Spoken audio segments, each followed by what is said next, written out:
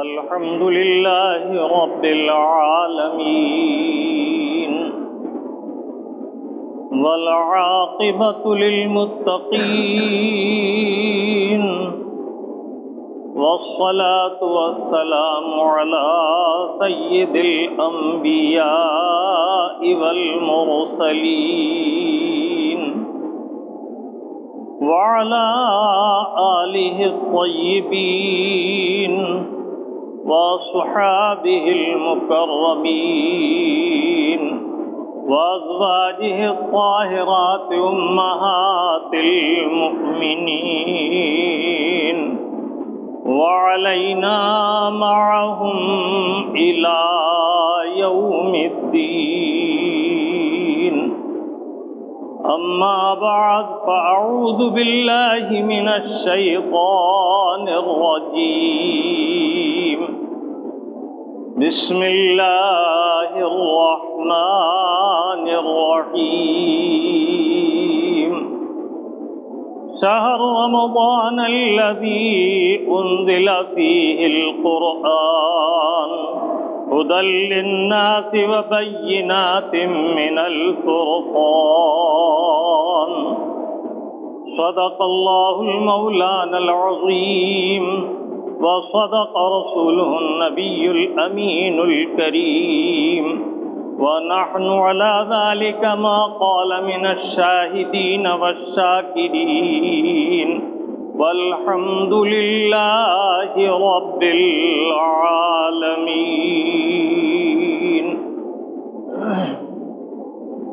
سب سے پہلے انتہائی ادب و محبت کے ساتھ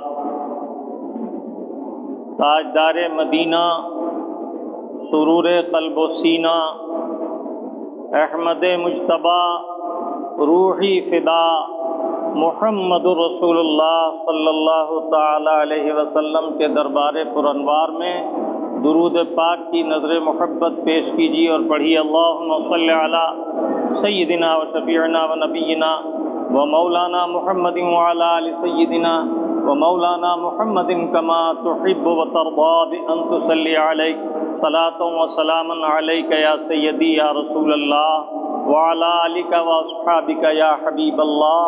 ایک مرتبہ اور والہانہ انداز میں دہرائیں صلی اللہ علی النبی الامی والہ صلی اللہ علیہ وسلم صلاۃ و سلام علیک یا سیدی یا رسول اللہ وعلی آلک و اصحابک یا حبیب اللہ. واہ کیا جود و کرم ہے شہ بطحا تیرا، واہ کیا جود و کرم ہے شہ بطحا تیرا، نہیں سنتا ہی نہیں مانگنے والا تیرا. دھارے چلتے ہیں عطا کے وہ ہے قطرہ تیرا، دھارے چلتے ہیں عطا کے وہ ہے قطرہ تیرا، تارے کھلتے ہیں سخا کے وہ ہے ذرہ تیرا، تارے کھلتے ہیں سخا کے وہ ہے ذرہ تیرا. میں تو مالک ہی کہوں گا کہ ہو مالک کے حبیب، میں تو مالک ہی کہوں گا کہ ہو مالک کے حبیب، یعنی مالک و محب میں نہیں میرا تیرا، یعنی محبوب و محب میں نہیں میرا تیرا. واہ کیا جود و کرم ہے شہ بطحا تیرا، نہیں سنتا ہی نہیں مانگنے والا تیرا. حبیبی یا رسول اللہ فرش والے تیری شوکت کا علو کیا جانے، فرش والے تیری شوکت کا علو کیا جانے، خسرواش پہ اڑتا ہے پھریرا تیرا. درود پاک پھر دہرائیں صلی اللہ علی النبی الامی والہ صلی اللہ علیہ وسلم صلاۃ و سلام علیک یا سیدی یا رسول اللہ. خطبہ مسنونہ کے بعد جس آیت بینہ کی تلاوت کا شرف حاصل کیا، کچھ دیر اس آیت طیبہ سے اکتساب فیض کریں گے. اللہ رب العزت مجھے اور آپ کو حق کہنے، حق سننے، حق پر استقامت کے ساتھ عمل کی توفیق عطا فرمائے. اللہ رب العالمین اس آیت طیبہ میں ارشاد فرما رہا ہے شہر رمضان الذی انزل فیہ القرآن هدى للناس وبينات من الهدى والفرقان. ہم نے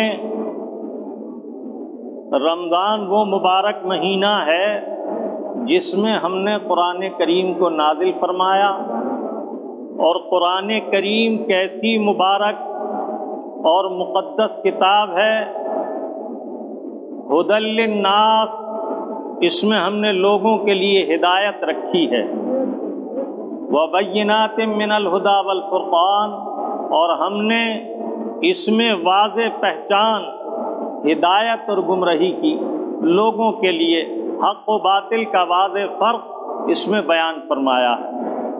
قرآن کریم کا نام قرآن بھی ہے۔ قرآن کے معنی ہے ملانا۔ اس نے گورے کالوں کو، شرقیوں غربیوں کو، عربیوں عجمیوں کو، سندھیوں ہندیوں کو، سب کو ایک کلمہ طیبہ پڑھا کر ایک صف میں کاندھے سے کاندھا ملا کے کھڑا کر دیا۔ آقائے نعمت نبی رحمت صلی اللہ تعالی علیہ وسلم نے ارشاد فرمایا، اسلام قبول کر لو، امن و سلامتی میں آ جاؤ، کلمہ طیبہ پڑھ لو، اخوت میں بندھ جاؤ، محبت و محبت کے ساتھ رہو۔ یہ ایسا مبارک مذہب ہے کہ اس نے ذات پات، رنگ بھید سب کو ایک کلمہ طیبہ کے ساتھ ایک اسلامی رنگ میں رنگ کر اس انتشار و افتراق کو ختم کیا، اور اللہ تعالیٰ عز و جل نے ارشاد فرمایا، کونوا عباد اللہ، تم سب اللہ کے بندے ہو کر رہو، عبدیت میں تم سب اپنے مولا کے بندے ہو، اس کی عبادت کرنے والے ہو کر رہو۔ سبحان اللہ و بحمدہ، سبحان اللہ العظیم۔ اس سے پہلے قوم، رنگ اور نسل کا بھید دنیا میں عروج پر تھا، لیکن کلمہ طیبہ پڑھا کر ایک سلک اسلام میں پیوستہ کر کے اللہ کے حبیب صلی اللہ تعالی علیہ وسلم نے ارشاد فرمایا، قال النبی الکریم صلی اللہ علیہ وسلم، لا فضل علی العربی ولا فضل علی العجمی، لا فضل علی الاسود ولا فضل علی الابیض۔ اللہ کے حبیب فرماتے ہیں، نہ عجمی کو عربی پر کوئی فضیلت ہے، نہ عربی کو عجمی پر کوئی فضیلت ہے، نہ کالے کو گورے پر کوئی خوبی و فضیلت ہے، نہ گورے کو کالے پر کوئی فضیلت ہے۔ اگر کسی وجہ سے فضل ہے تو وہ ہے اللہ تعالی کی خشیت کی وجہ سے۔ خود اللہ رب العزت نے ارشاد فرمایا، ان اکرمکم عند اللہ اتقاکم، تم میں اللہ کے نزدیک زیادہ عزت اور احترام والا، زیادہ شرف و کرامت والا وہ ہے جو اللہ سے زیادہ ڈرنے والا اور زیادہ پرہیزگاری اختیار کرنے والا ہے۔ اسی لیے اللہ کے حبیب صلی اللہ تعالی علیہ وسلم نے اعلان فرمایا، لا فضل علی العربی ولا فضل علی العجمی الا التقوی، عربی کو اجمی پر، اجمی کو عربی پر کوئی فضیلت حاصل نہیں علاوہ اس کے کہ فضل والا وہ ہے جو زیادہ پرہیزگار۔ متقی کسے کہتے ہیں؟ جو فرائض و واجبات کو ادا کرے اور حرام و ممنوعات سے اجتناب کرے۔ اس کے 3 درجے علماء کرام نے بیان فرمائے۔ پہلا درجہ تو یہ ہے کہ صیانت ایمان کرتے ہوئے ایمان پر قائم رہے اور کفر و شرک سے بچتا رہے بحمدہ تعالی۔ یہ پہلے درجے کا تقوی ہر ایمان والے کو حاصل ہے۔ اس سے آگے ارشاد فرمایا، دوسرا درجہ یہ ہے کہ بندہ ایمان کی حفاظت کے ساتھ فرائض و واجبات کو بجا لائے اور حرام و ممنوعات اور مکروہات سے اجتناب کرتا رہے، گویا یہ تقوی کا اس سے اعلیٰ درجہ ہے۔ تیسرا درجہ ایک عوام کا تقوی تھا، دوسرا خواص کا تقوی، کہ عوام کا تقوی تو یہ ہے کہ وہ کفر و شرک سے بچیں اور ایمان پر استقامت کے ساتھ قائم رہیں اور فرائض و واجبات بجا لائیں۔ محارم سے اجتناب کریں، لیکن خواص کا تقویٰ یہ ہے کہ وہ ایمان اور استقامت کے ساتھ فرائض و واجبات اور مامورات شرعی کا پورا التزام رکھیں اور حرام سے اجتناب کے ساتھ مکروہات اور مشتبہات سے بھی بچیں۔ اب دوسرا درجہ، یہ جو خواص کا درجہ تھا، اس سے بھی بڑھ کر ایک درجہ ہے جس کے لیے قرآن کریم میں بہت سی بشارتیں آیات طیبات میں اللہ رب العزت نے ارشاد فرمائیں، اور وہ تقویٰ کیا ہے؟ اخص الخواص کا تقویٰ۔ وہ تقویٰ یہ ہے کہ بندہ مومن ایمان کے ساتھ اس طرح دین پر استقامت اختیار کرے کہ فرائض و واجبات ادا کرے، مکروہات و ممنوعات سے اجتناب کرے، مشتبہات سے بچے، اور ما سوا اللہ کے تمام امور دنیا کو اللہ کے لیے ترک کر کے اپنے مولا کی طرف متوجہ ہو جائے۔ اس کا حال جب اس منزل پر پہنچتا ہے تو اس آیت کے مطابق ہوتا ہے جسے اللہ رب العزت نے کتاب مبین میں ارشاد فرمایا، وَأُفَوِّضُ أَمْرِي إِلَى اللَّهِ وَاللَّهُ الْمُسْتَعَانُ، میں نے اپنے تمام امور کو اللہ کی سپرد کر دیا، اور وہی سچا استعانت فرمانے والا اور مدد کرنے والا ہے۔ بندہ جب اس مقام کو پاتا ہے تو اللہ کے حبیب فرماتے ہیں، من کانا للہ کان اللہ لہو، جو اپنے رب کا ہو جاتا ہے، جو اپنے مولا کا ہو جاتا ہے، اللہ رب العزت اس کا ہو جاتا ہے۔ اب یہ بندہ جس طرح، جس وقت، جس طرف متوجہ ہوتا ہے، رب تعالیٰ اس کی حوائج کی کفایت کرتا ہے، اس کی ضروریات کو پورا فرماتا ہے۔ اللہ رب العزت ہمیں اور آپ کو تقوی اور پرہیزگاری کی توفیق عطا فرمائے، گناہوں سے بچنے کی سعادت نصیب فرمائے۔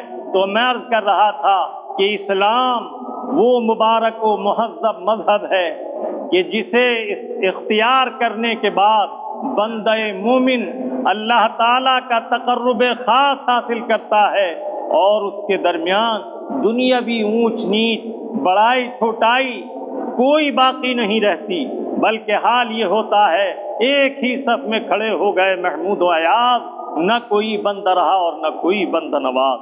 اللہ رب العزت قرآن مبین میں ارشاد فرما رہا ہے، شہر رمضان الذی انزل فیہ القرآن، رمضان کی عظمت بیان کی جا رہی ہے کہ رمضان المبارک کیسا مہینہ ہے۔ شہر عربی میں مہینے کو شہر کہتے ہیں۔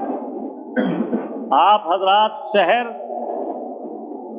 بلدے کو کہتے ہیں، سٹی کو کہتے ہیں، لیکن شرع طاہر میں، عربی زبان میں شہر مہینے کا نام ہے، شہور اس کی جمع ہے۔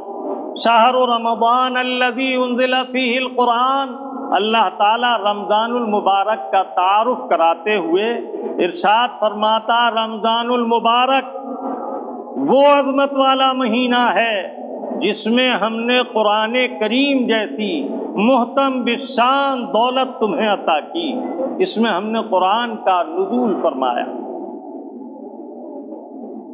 رمضان سے رمضان بنا ہے، رمضان اس کے معنی ہیں سخت پتھر کے، جو انتہائی گرم اور جلا دینے والا ہو۔ عرب شریف میں زمانہ جاہلیت میں بھی روزے کا دستور تھا۔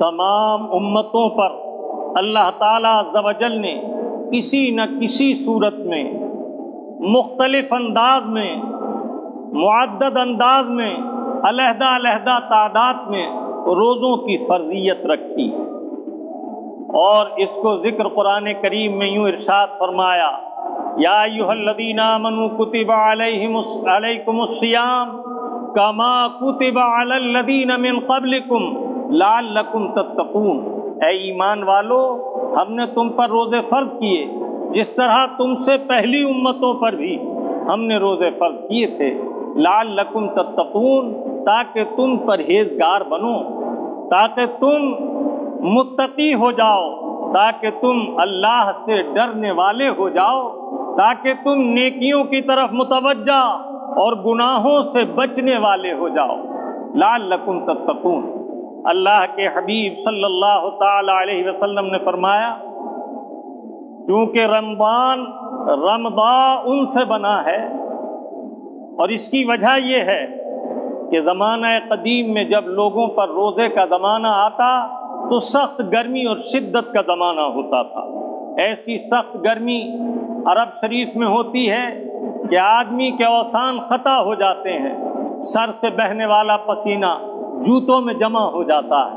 ایسی سخت گرمی میں جب روزے کا موسم آیا تو انہوں نے اس مہینے کا نام، جس مہینے میں روزے رکھنے کا حکم ہوا تھا، رمضان رکھا۔ اور اللہ تعالیٰ عز و جل نے اس مبارک مہینے کا رمضان نام کیوں باقی رکھا؟ رمضان ان کے معنی ہے جلا دینے والا۔ یہ مبارک مہینہ وہ ہے جو بندہ مومن کے گناہوں کو ایسے جلا دیتا ہے جیسے آگ خس و خاشاک کو جلا دیتی ہے، اور گویا بندہ روزہ رکھ کر گناہوں سے ایسا پاک و صاف ہو جاتا ہے جیسا آگ میں جلا کر لوہے کو زنگ سے صاف و ستھرا کیا جاتا ہے۔ یہ ہے معنی رمضان کے۔ سخت گھاٹی کو جس طرح شاب کہا جاتا ہے، اسی طرح سخت گرمی والے موسم میں رکھے جانے والے روزے کو رمضان سے تعبیر کیا گیا۔ اللہ تعالیٰ عز و جل اس مبارک مہینے کو سارے مہینوں میں عظمت والا قرار دیتے ہوئے فرماتا ہے کہ رمضان کا مہینہ ایسی عظمت و برکت والا ہے کہ اس مہینے میں ہم نے قرآن کریم جیسی بابرکت کتاب نازل فرمائی۔ قرآن کریم کیسا مقدس کلام ہے۔ اللہ رب العزت اس کی ایک آیت طیبہ میں فرماتا ہے وَنُنَزِّلُ مِنَ الْقُرْآنِ مَا هُوَ شِفَاءٌ، ہم نے قرآن کریم کو نازل فرمایا ہے شفا بنا کر، وَرَحْمَةٌ لِّلْمُؤْمِنِينَ، یہ شفا ہے مومنین کے لیے اور مومنین کے لیے رحمت ہے۔ آگے ارشاد فرماتا ہے وَلَا يَزِيدُ الظَّالِمِينَ إِلَّا خَسَارًا، اور ظالموں کو تو اس سے نہیں حاصل ہوتا مگر ان کا نقصان ہی زیادہ ہوتا ہے۔ مومن کے لیے کیسی بابرکت کتاب ہے، سرمایہ حیات ہے، سرمایہ نجات ہے، لائے عمل ہے، دونوں جہان کی فیروز بختی، دونوں عالم کی سعادت مندی، دونوں جہان کی کامرانی و کامیابی اس قرآن کریم کی برکت سے ہمیں حاصل ہوتی ہے۔ اللہ تعالیٰ عز و جل نے اس مقدس کتاب کی عظمت و شان اس طرح ظاہر فرمائی کہ یہ مبارک کتاب ہاتھوں میں لینا بھی عبادت، اس کی زیارت کرنا بھی عبادت، اس کی تلاوت کرنا بھی عبادت، اس کا سننا بھی عبادت۔ ایسی مبارک کتاب اللہ رب العزت فرماتا ہے اس بابرکت کتاب کو ہم نے رمضان المبارک کے مہینے میں نازل فرمایا۔ اس سے اندازہ کرو کہ رمضان کیسی برکتوں کا مہینہ ہے۔ حضرت سیدنا امام غزالی علیہ الرحمت الباری فرماتے ہیں عبادت تو نماز بھی ہے، عبادت حج بھی ہے، عبادت زکوٰۃ بھی ہے، عبادت صدقات بھی ہیں، اور عبادت جہاد بھی ہے، لیکن ان تمام عبادات میں روزے کو ایک خصوصیت حاصل ہے۔ روزے کو کیا خصوصیت حاصل ہے؟ وہ فرماتے ہیں روزہ اللہ تعالیٰ کی بارگاہ میں ایسی پسندیدہ عبادت ہے کہ اگر قیامت کے دن کوئی بندہ حق العباد میں ماخوذ ہوگا تو اللہ تعالیٰ اس بندے کا حق اس کی عبادت کی نیکیوں سے دے کر ادا کرے گا۔ مثال کے طور پر کسی شخص نے دنیا میں کسی کے 3 پیسے ناجائز طور پر خرچ کر لیے اور وہ 3 پیسے کا دیندار رہا، نہ دنیا میں وہ ادا کیے، نہ اپنے بھائی سے معافی طلب کی، اور ایسے ہی اس کو موت آ گئی، تو یہ حق العباد ہے کتنا؟ 3 پیسے۔ حق العباد نہ توبہ سے معاف ہوتا ہے اور نہ محض اللہ تعالیٰ سے توبہ اور معافی طلب کرنے سے، بلکہ کیسے معاف ہوتا ہے؟ اللہ رب العزت سے تائب ہو کہ میں نے شریعت طاہرہ کے خلاف ناجائز یہ حق تلفی کی، تو یہ تو اللہ کے حق کی تلافی کے لیے توبہ و معافی ہے، اور اس بندے سے اس کا جو حق اس کی طرف آتا ہے اسے ادا کرے، اور پھر اس سے اس زیادتی کی معافی چاہے۔ جب یہ بندہ معاف کر دے گا تو فضل مولا سے امید ہے کہ اللہ رب العزت اس گناہ کا اس سے مواخذہ نہ کرے گا۔ تو اگر کسی نے 3 پیسے کسی کے مار لیے اور وہ قیامت میں اللہ کے حضور اپنے حق کا طالب ہے، تو اللہ تعالیٰ اس کی 700 وقت کی مقبول با جماعت نمازوں کا اجر اسے عطا کرے گا اور اس کی تلافی ہوگی۔ اس سے اندازہ کیجئے کہ حقدار کو اس کے حق کی ادائیگی کے لیے ایک مومن کی نیکیوں سے اللہ تعالیٰ بدلہ عطا کرے گا۔ ایک روز اللہ کے حبیب صلی اللہ تعالیٰ علیہ وسلم نے معلوم کیا کہ سب سے زیادہ مفلس کون ہے؟ صحابہ اکرام نے اپنی اپنی فکر کے اعتبار سے بتایا۔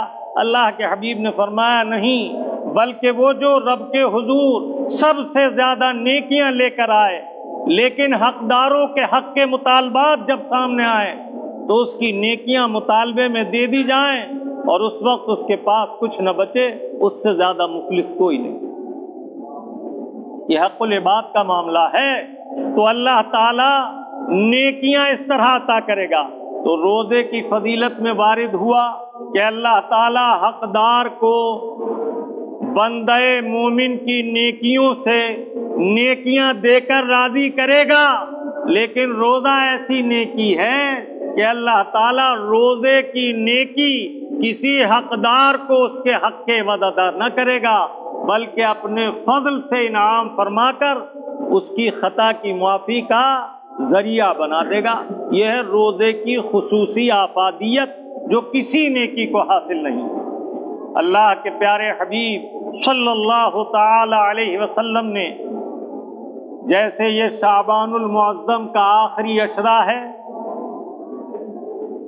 اور آخری عشرے میں آپ حضرات رمضان کی آمد کا تذکرہ سن رہے ہیں، ایسے ہی اللہ کے حبیب صلی اللہ تعالی علیہ وسلم شعبان المعظم کے آخری عشرے میں منبر پر جلوہ افروز ہوئے اور سرکار نے رمضان کی فضیلتوں میں خطاب فرمایا تو ارشاد فرمایا، اے لوگو، تمہارے اوپر ایک برکت والا، رحمت والا، مغفرت والا مہینہ سایہ فگن ہے۔ اس مبارک مہینے کا پہلا عشرہ رحمتوں سے معمور ہے اور دوسرا عشرہ مغفرت کے لیے ہے اور تیسرا عشرہ اللہ تعالیٰ عز و جل کی طرف سے بخشش و نجات کا عشرہ ہے۔ ایک اور حدیث طیبہ جسے طبرانی اوسط نے حضرت عبداللہ ابن عمر رضی اللہ تعالیٰ عنہ سے روایت کیا، میرے آقا فرماتے ہیں، اے لوگو، تم پر اللہ تعالیٰ نے ایک رحمت والا مہینہ بھیجا ہے۔ اس بابرکت مہینے کی عظمت کا اور رحمت و برکت کا حال یہ ہے کہ تم میں سے جو شخص عام دنوں میں ایک نیکی کرتا ہے تو اسے ایک نیکی کا اجر و ثواب ملتا ہے، لیکن اس آنے والے مہینے میں ایک نیکی کرنے والے کا اجر و ثواب اللہ تعالیٰ ایک سے بڑھا کر 700 تک بلند فرمائے گا۔ میرے آقا اسی خطاب میں فرماتے ہیں، قال رسول اللہ صلی اللہ تعالی علیہ وسلم، کل عمل ابن بنی آدم یضاعف الی 10 و الی 700۔ اللہ تعالیٰ بندہ مومن کی اس مہینے میں ایک نیکی کو 10 گنا اور 10 سے 700 تک بلند فرماتا۔ سبحان اللہ و بحمدہ سبحان اللہ العظیم۔ پھر میرے آقا نے ارشاد فرمایا، جانتے ہو یہ مبارک مہینہ جو تم پر سایہ فگن ہے اس کی برکتوں کا کیا حال ہے؟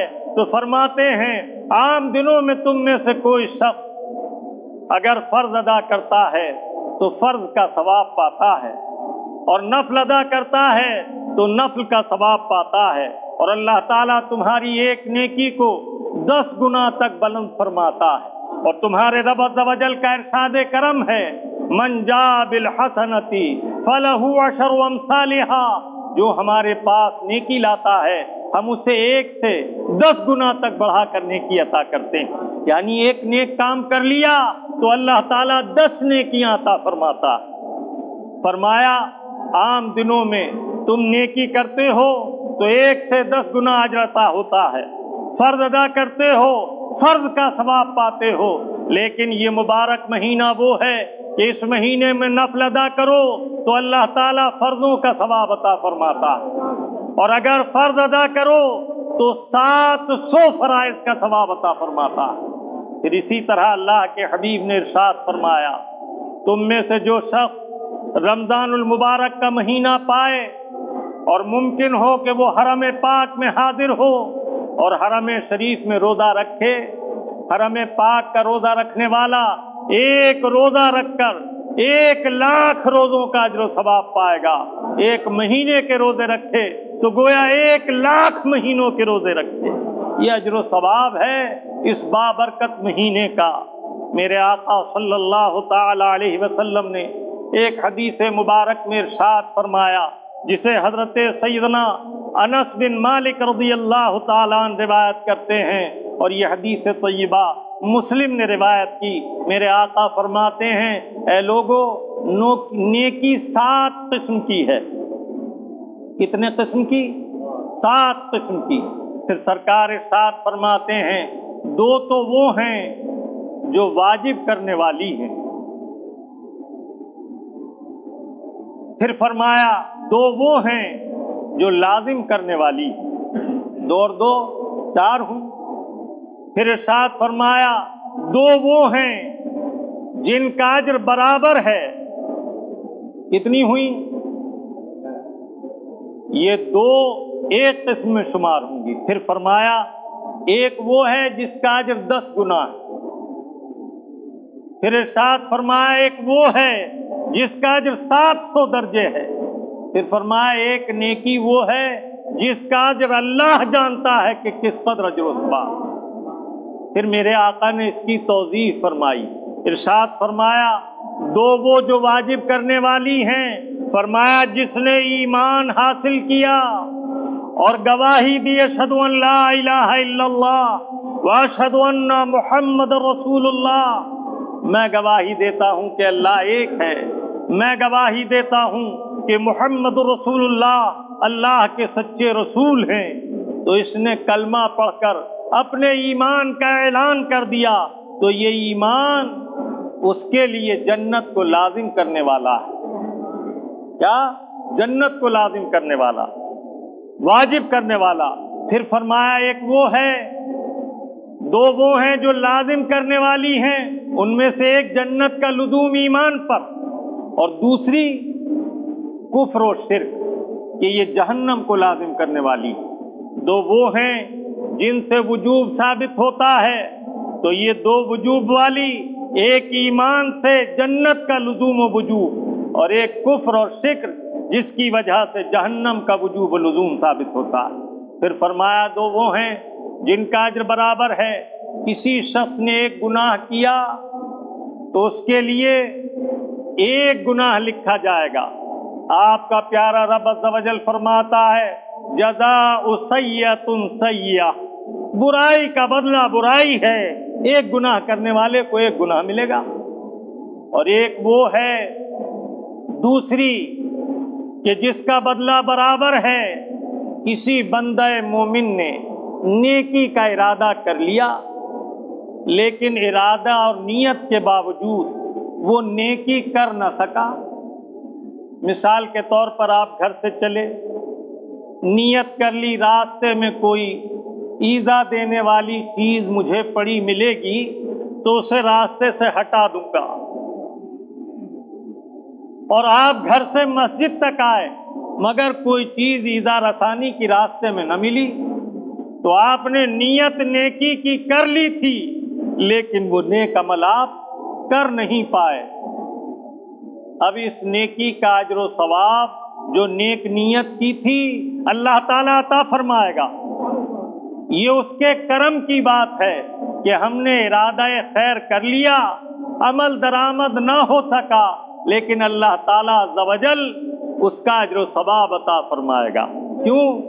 اس لیے کہ اللہ کے حبیب فرماتے ہیں من نوا بالحسنہ، جس شخص نے نیک نیت قائم کر لی فقد وقع علیہ الاجر، تو اللہ رب العزت کے کرم سے امید ہے کہ وہ اس پر اجر عطا فرمائے گا۔ تو جس نے گناہ کیا اس گناہ کا بدلہ ایک گناہ لکھا گیا، اور جس نے نیکی کی نیت کی نیکی کر نہ سکا اس کے لیے ایک نیکی لکھ دی گئی۔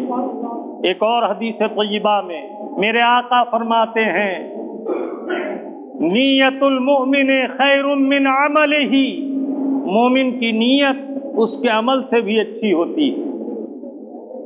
مثال کے طور پر آپ گھر سے چلے نماز کے لیے، راستے میں کوئی نابینا نماز کے لیے آ رہا تھا، آپ نے اس کا ہاتھ نیک نیتی سے پکڑا کہ میں اسے مسجد تک لے جاؤں، یہ ایک نیکی وہ ہے جو عملاً آپ سے صادر آئی، تو یہ ایک نیکی ہے، اس پر اللہ تعالیٰ ایک بڑا صدقہ کرنے کا ثواب آپ کو عطا فرمائے گا، وہ بڑا کریم ہے۔ لیکن آپ گھر سے چلے، ابھی مسجد تک پہنچے نہیں، آپ نے نیت کی میں اپنے فلاں بھائی کو آواز دوں گا چلو نماز کا وقت ہے، نماز کو چلو، لیکن جب آپ وہاں پہنچے تو معلوم ہوا کہ وہ پہلے ہی جا چکا ہے۔ اسی طرح نیت کی راستے سے ایذا کی چیز ہٹا دوں گا، لیکن راستے میں کوئی ایذا کی چیز نہ ملی۔ آپ نے نیت کی تھی کہ کوئی مجھے راستے میں ملے گا تو میں اس سے کلمہ خیر کہوں گا، صدقے کا ثواب حاصل کروں گا، وہ نہ ملا۔ ایسی سینکڑوں نیک نیتیں آپ نے کی اور کسی پر عمل نہ کر سکے، تو اللہ کے فضل سے امید ہے کہ ہر نیک نیت پر عمل خیر کا ثواب عطا ہوگا۔ یہ ہے نیت المومن خیر من عملہ، مومن کی نیت اس کے عمل سے اچھی ہے۔ اب میرے آقا فرماتے ہیں ایک وہ ہے جس کا ثواب 10 گنا ہے۔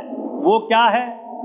آپ نے کوئی نیکی کی، اللہ تعالیٰ اس کا 10 گنا اجر و ثواب عطا فرمائے گا۔ اللہ رب العزت نے وعدہ فرمایا من جاء بالحسنۃ فلہ عشر امثالھا، جو ایک نیکی کرے گا ہم اسے 10 نیکیوں کا اجر و ثواب عطا کریں گے۔ اور ایک وہ ہے جس کا ثواب 700 درجے ہے، 700۔ وہ کون سی نیکی ہے؟ رمضان المبارک کی ہر وہ نیکی جسے آپ رمضان میں کریں گے، اللہ رب العزت اسے 700 درجے بڑھا کر عطا کرے گا۔ کل عمل ابن بنی آدم یضاعف العشر الی 700، ہر عمل خیر رمضان میں 10 گنا سے لے کر 700 تک بڑھا دیا جاتا ہے۔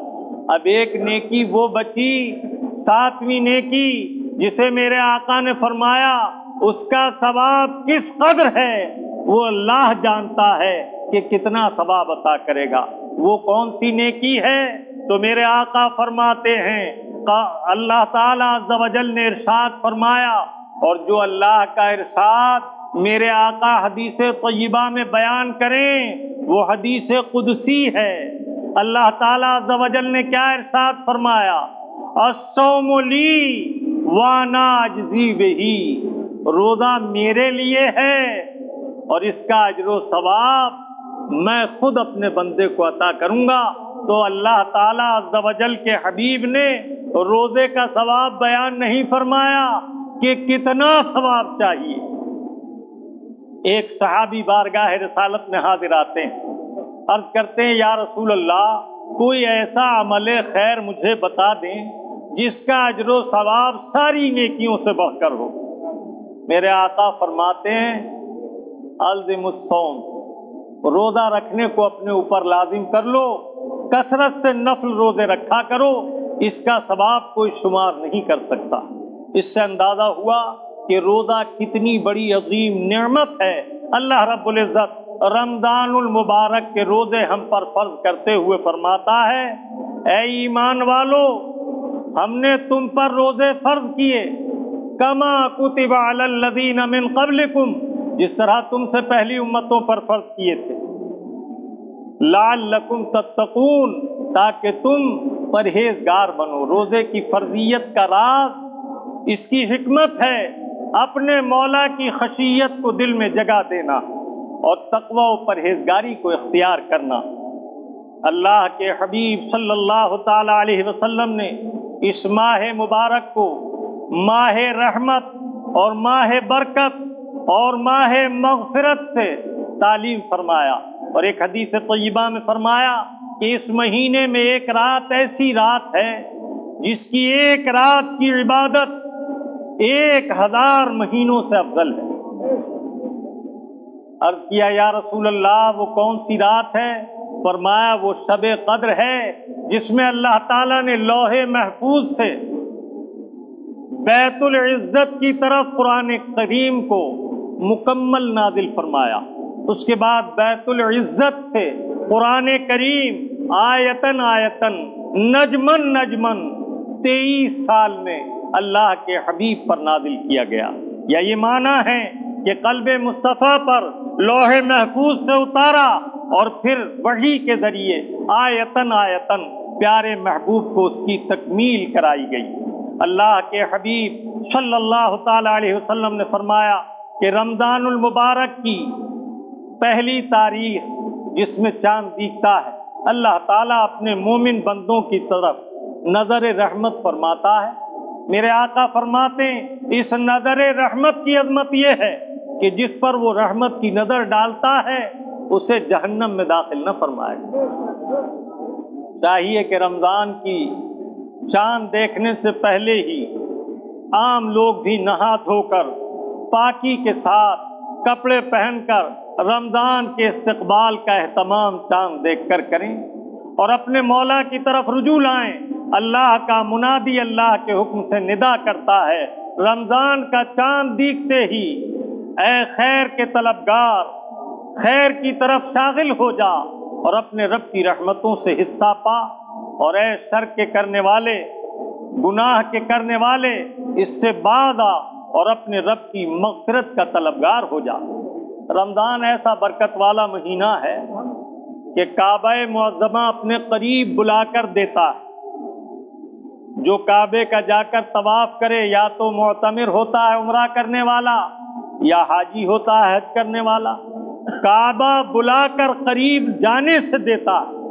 لیکن رمضان ایسا رحمت والا مہینہ ہے کہ یہ خود گھروں میں مہمان کی حیثیت سے برکتیں لے کر آتا ہے۔ یہ تو دینے والے کے کرم کی بات ہے، پیاسے کو کنواں قریب بلا کر پانی سے سیراب کرتا ہے، لیکن رحمت کی بارش گھروں پر چھا کر بادل بن کر برس جاتی ہے۔ تو یہ مہینہ رحمتوں کی برکھا اور نوازشوں کی برکات اور برکات و حسنات کے انعامات کا مہینہ ہے۔ اس کے سایہ نشان ہم استقبال کریں اور اللہ رب العزت ہمیں اور آپ کو توفیق عطا فرمائے کہ زیادہ سے زیادہ نیکیوں میں اس ماہ مبارک میں رغبت اور سبقت اختیار کریں۔ اللہ رب العزت حسن عمل کی توفیق عطا فرمائے۔ وما علینا الا البلاغ المبین۔